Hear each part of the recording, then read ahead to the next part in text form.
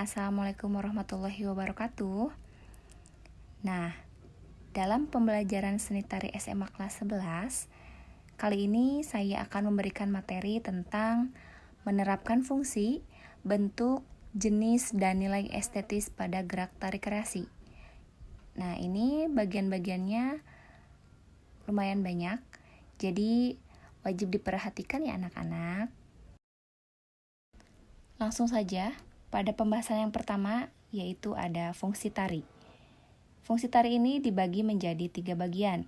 Yang pertama ada fungsi sebagai sarana upacara, yang kedua fungsi sebagai sarana hiburan, dan yang ketiga fungsi sebagai sarana pertunjukan. Yang pertama, fungsi sebagai sarana upacara. Diartikan bahwa jenis tari yang biasanya digunakan dalam sarana keagamaan, adapun digunakan sebagai sarana upacara adat, atau disebut juga dengan ritual yang bersifat sakral. Di sini terdapat beberapa contoh tarian. Yang pertama ada tari pendet, berasal dari Bali. Nah, di sini tari pendet itu pada awalnya tarian yang dikatakan sebagai pemujaan dan digerakkan oleh para gadis di pura. Tari pendet juga ini dilambangkan sebagai penyambutan atas turunnya dewa ke alam dunia. Contoh tarian yang kedua ada tari gending Sriwijaya yang berasal dari Sumatera Selatan, atau tepatnya di Palembang. Nah, ini pada awalnya tarian ini menyambut para tamu, khususnya penduduk Jepang yang datang ke Indonesia pada saat itu. Para penari pun pertama kali menarikan tarian ini di halaman Masjid Agung Palembang. Yang kedua ada fungsi sebagai sarana hiburan. Nah, ini bahwa tarian yang gerakannya tercipta secara spontan saat berada di atas panggung, dengan fungsi hanya untuk hiburan tanpa memikirkan konsep koreografi dari sebuah tarian. Nah, jadi tarian di sini tidak baku seperti tarian yang lainnya. Seperti halnya kalian berjoget bebas saja, begitu.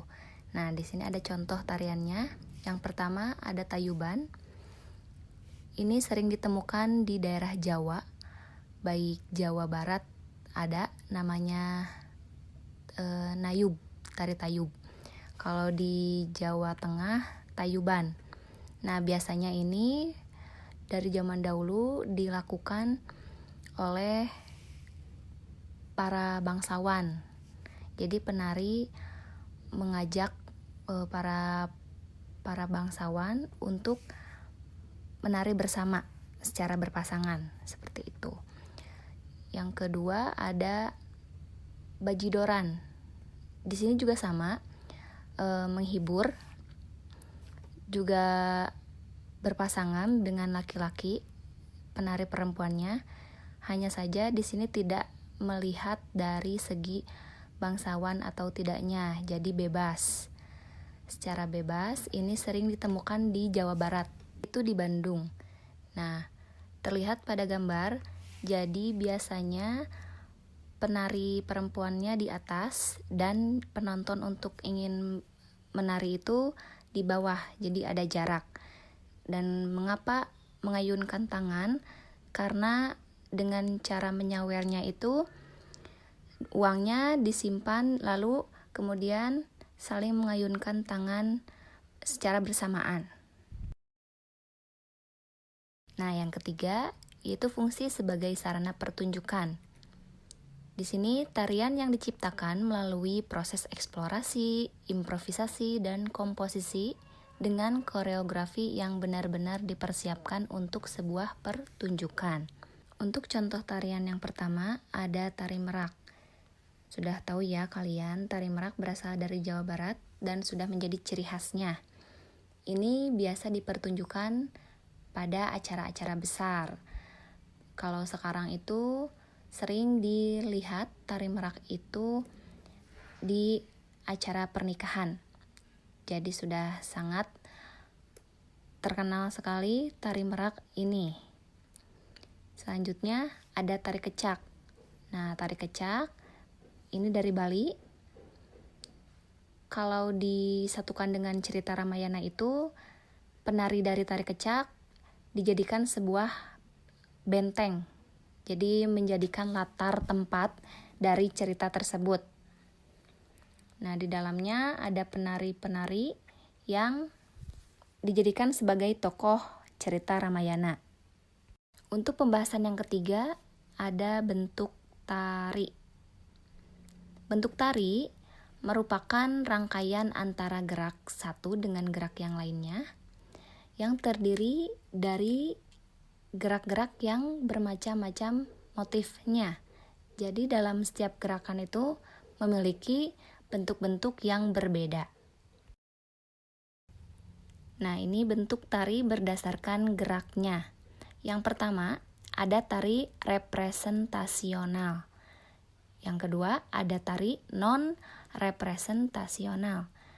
Untuk penjelasan tari representasional itu adalah tari yang secara utuh menggambarkan sesuatu dengan jelas. Contohnya yaitu tadi tari merak, adapun tari petani, tari kelinci, tari nelayan, jadi yang sesuai dengan keseharian di lingkungan kita.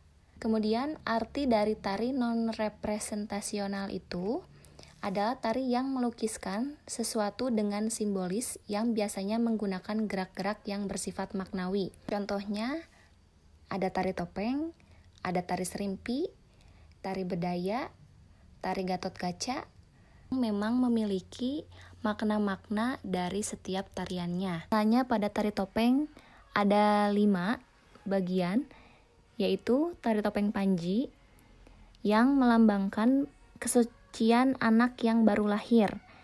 Jadi motifnya juga berbeda-beda.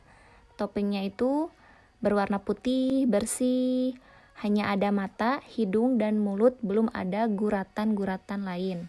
Kemudian tari topeng Samba. Nah, di sini itu melambangkan perkembangan balita atau kelincahan manusia di masa kanak-kanak. Gerakannya juga mulai lincah, genit, lucu, tetapi kurang luas. Yang ketiga ada topeng Rumyang. Topeng Rumyang ini melambangkan sebagai remaja. Nah, jadi gerakannya juga terlihat labil gitu. Selalu diulang-ulang. Yang keempat ada tari topeng Tumenggung.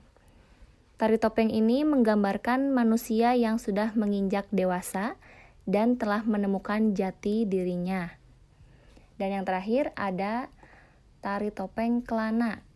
Tari topeng Kelana ini digambarkan topeng yang paling rumit, juga banyak ikatannya di atas topeng.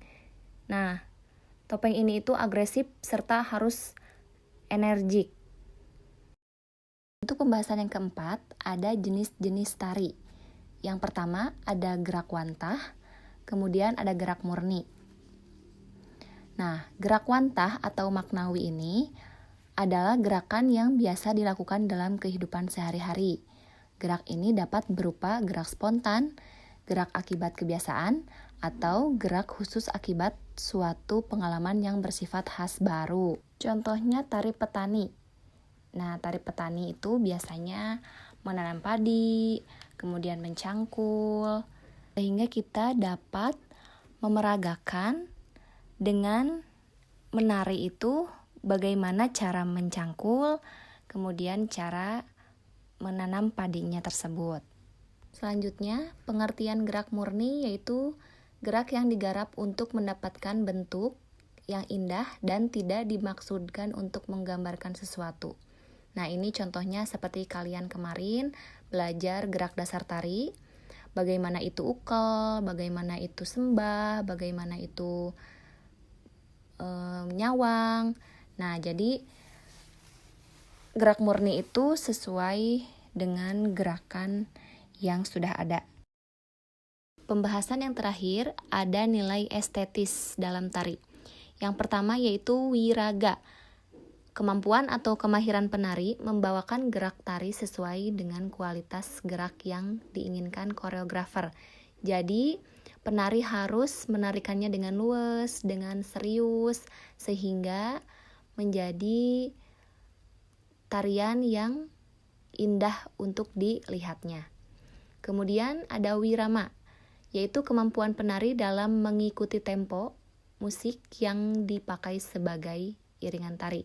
Jadi penari itu tidak boleh buta irama, harus tahu bagaimana temponya lambat, kemudian sedang, dan cepat.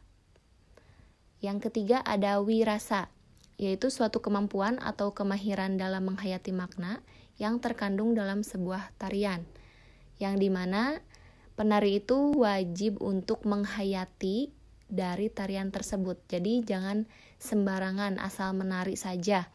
Jadi rasa itu tidak dipakai. Nah, terakhir harmonisasi, yaitu suatu unsur keselarasan atau keseimbangan perpaduan antara beberapa unsur ada dalam tari. Nah, kalian juga tahu ya kalau harmonisasi itu jadi berkesinambungan dari wiraga, wirama, dan wirasa.